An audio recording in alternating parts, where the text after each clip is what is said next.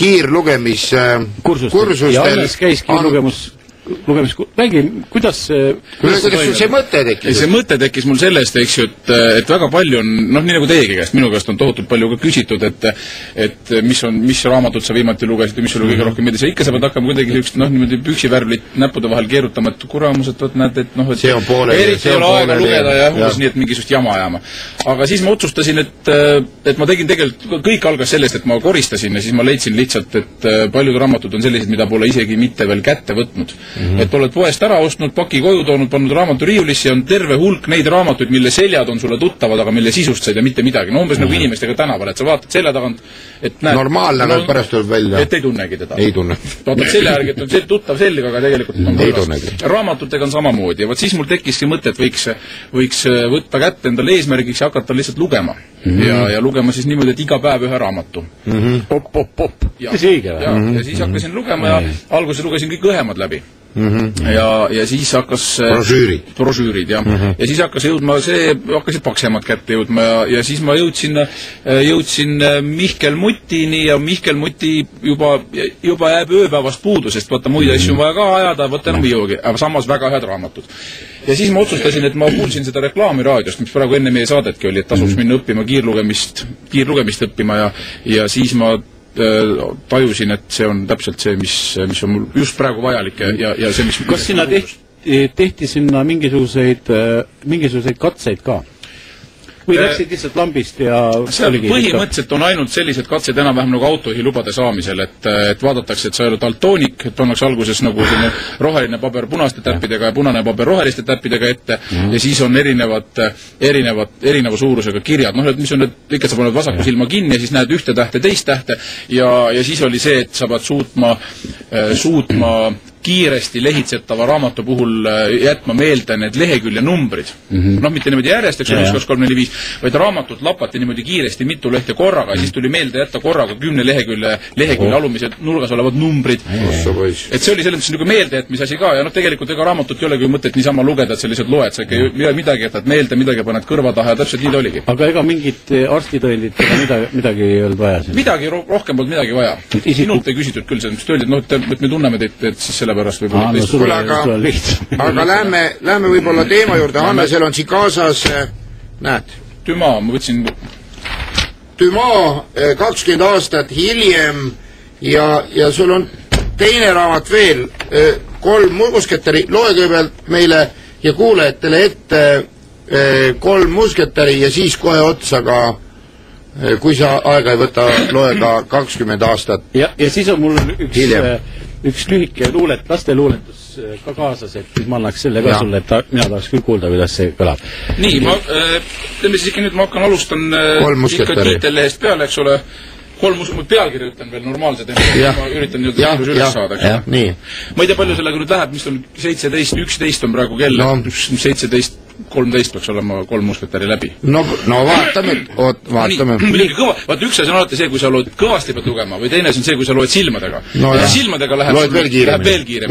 Ütleme ka kõvasti teiste... Siis sa pead hääldama. Siis sa pead hääldama korralikult prantsuse nimed, võt nendega ei ole nali. Just. No palun. No nii, olen valmis, jah? Proovime. Pealkiri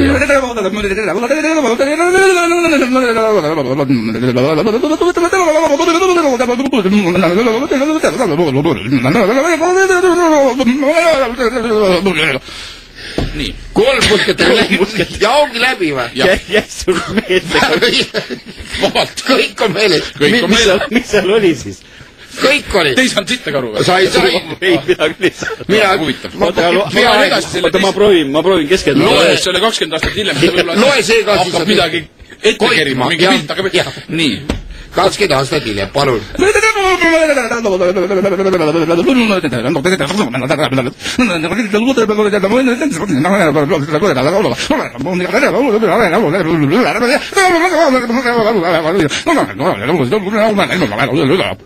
Täitsa lõpp. Fantastiline, Hannes. Aplaus, ausalt. tegelikult vaatagi, see on kasvukiirlugemine. Tegelikult ma tegin selle ka, et ma ju olin ju üks aasta vahe, siis ma tulin Riigikogust ära. Anna ma proovin korra ka. Ma tulin Riigikogust ära, siis ma võtsin kätte, lugesin kogu iseseisvusaja kõik Riigikogu stenogrammid lugesin ka ära. Kõik ja palju see aega võttis see? Mis ma lugesin seda, veerand tundi oli, siis oli ka läbi, 15 aastat stenogramme. Kuule, ma annan sulle ühe laste luuletuse. See on 4 salmine. Võta see. Ja loe see. Oi jumal, see on ainult pilk peale visata. Ja ongi läbi. Nii et lapsed... Tulin linnast, lumesadu, tööd ei leidnud kusa. Ma võin uuesti. Nii ma alguses loed, tulin linnast, lumesadu. Niimoodi jääb inimene magama. Jääb magama, jah. Kuuleme nüüd, eks ole, paneme õige kiiruse peale. Jah, väga hea.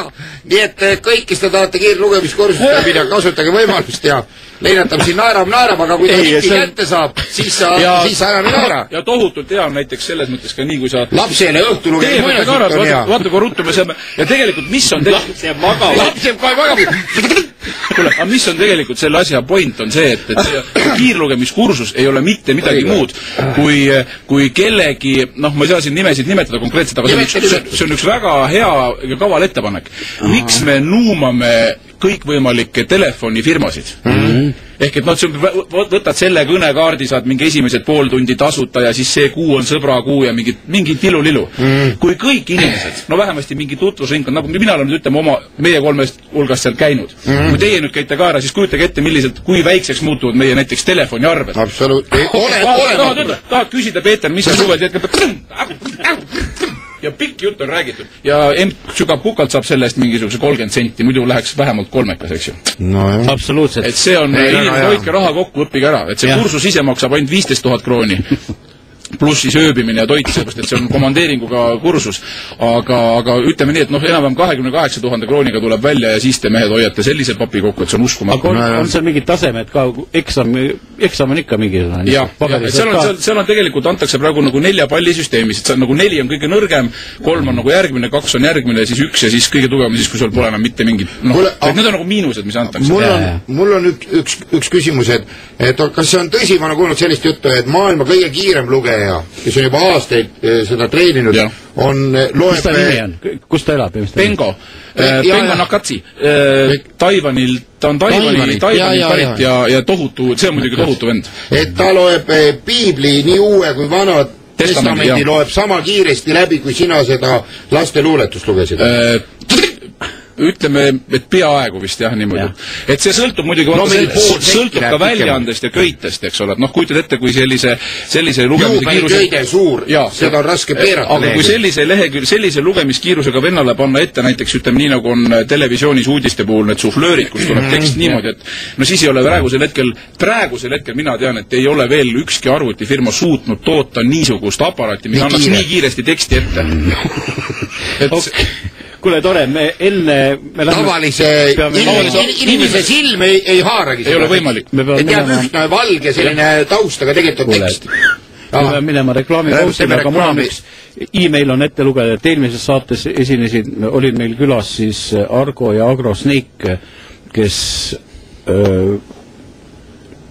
nagu oleks korraldanud Romu agrorallit, aga nüüd nad teatavad, et nendest on valesti aru saadud, et nad ei korralda seda, nii et kes nendest see üldse valesti nad mõtlesid hoopis midagi muud, need kes tegid sinna plaani, tegid oma kalendrisse listi, nii et kustutage siis ära, aga me läheme reklaamipausile ja